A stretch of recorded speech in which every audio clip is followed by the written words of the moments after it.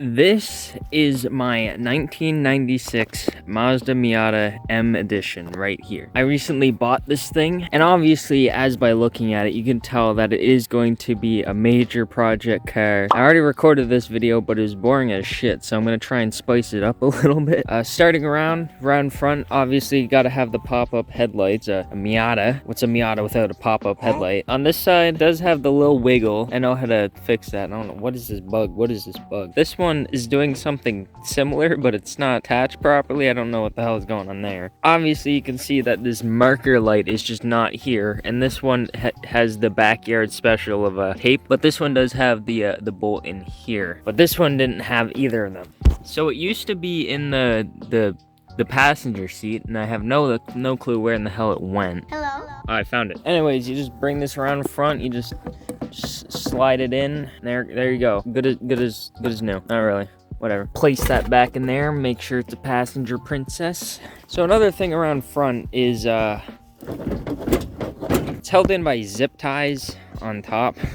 So I'm gonna have to deal with that. And the most notable thing that I don't know why I didn't start off with first is the paint. Now, as you can see, the mustache, which the guy said that what it looked like, or a weird beard or something like that, that's the original Starlight Mica blue. And then you got white primer, and then Nardo gray from like Audis and everything on the hood primer. And then on here you have some sort of rock guard. I've no clue what rock guard this is, but this does have the factory NK wheels, so it's basically like RPF 1s. They do need a little bit of a touch-up. So the thing about these tires is they're made back in like 2015 or something, so I think I need to get them replaced sometime soon. Either that or I'll just use them as burn slicks, I don't know. Or one of the good things about this car is the soft top has been replaced rather recently, but this is where I'd put one of my hard tops. If I had one. We do have the Miata badge. There is supposed to be an M Edition badge over here, which I do not have,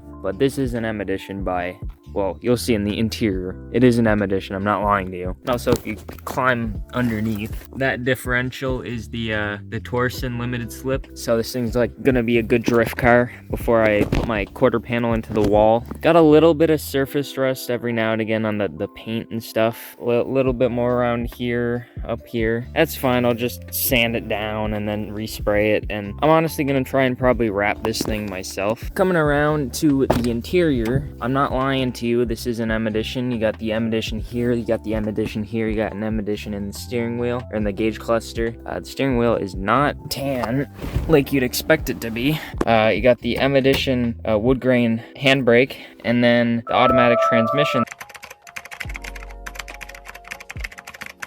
that somebody had to spec in 1996 for it to end up in my hands as an automatic Miata. It'll be manual one day, don't worry about it. So I want to say the interior is in rather decent condition. So we do have like one rip on this, like one major rip on the seat here. The floor mats are moving on. This seat is 30-year-old leather, obviously. Passenger footwell is fine. There's like a little bit of a hole in this pocket down here, but you know, neither here nor there. The handle here is a little bit broken, but it doesn't stop the function. I don't really care. I'm missing a bolt on this sun visor. Yeah, it's a dead fly. I'll deal with them another day.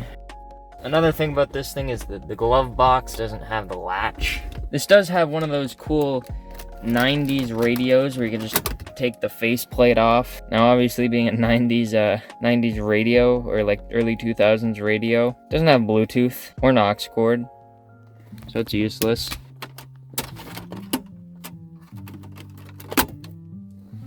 Interesting. I don't think the glove box closes properly either, so. I did not notice this. What the hell? I did not see this before. That's another infamous JP sticker, I know. But yeah, so that's the fuel cap and that's the trunk. I don't know if it's just me being like, you know, dumb as shit, but I actually really like how this fuel cap works. It's on top instead of on the side of the car. The soft top cover goes over the cover of the... Is this some... Oh shit, I have some coolant. Yo, it's pretty cool. for coolant. Old alternator, old water pump. And you obviously have to have the battery in the back for the 50-50 weight distribution. And the guy also showed me something cool. So if you're looking at a Miata and you want to know if the battery has been strapped down correctly, if there's any dents up around here, which I don't feel any and I don't see any, because if the battery is not strapped down properly, it'll jump up and hit here and then make a dent. All right, now on to the main attraction. So this thing does have the 1.8 liter, as you can tell by the embossed letters and not the engraved letters. The only problem is this thing doesn't run correct. To me, it kind of sounds like a misfire or something like that, so I gotta figure that out. But this thing could need a new engine, which I do not want to deal with, so hopefully it does not need a new engine. I see. Okay, so I found out why this headlight moves. Oh, and I also found out where the where the cover for the manual headlight thing went. The funny thing is the guy didn't even know where this went either. So a common thing with Miatas is their dipsticks. The top of it breaks off. Now, it can either break off right here like mine did, or it can break off down here and leave your dipstick stuck in there, unable to come out, but mine didn't do that. So I can either replace it or leave it how it is, because you can still pull it out like that. Another thing to know is this radiator is good because they turn green or brown when they're about to burst. Funny thing is, the guy also had another Miata, which was his good Miata, and it had a brown or green radiator somewhere in between, so...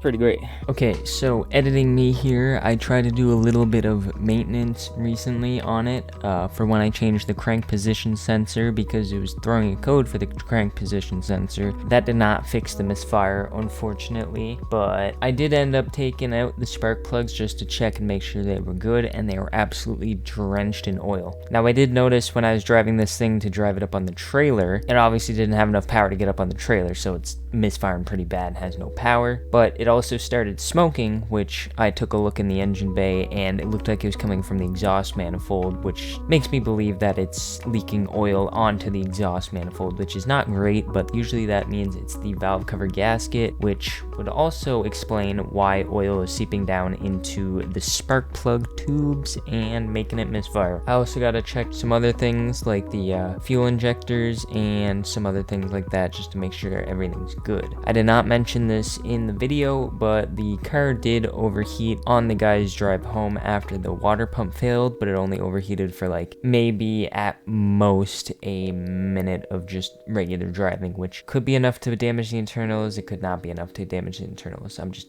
really hoping for the best here.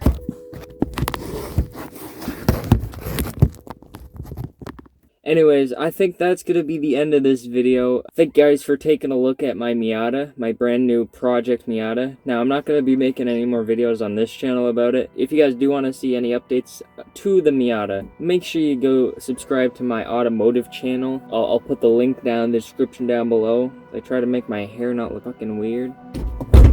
Yeah, but that's to be all, guys. Thank you guys for watching, and I will see you guys in the next one.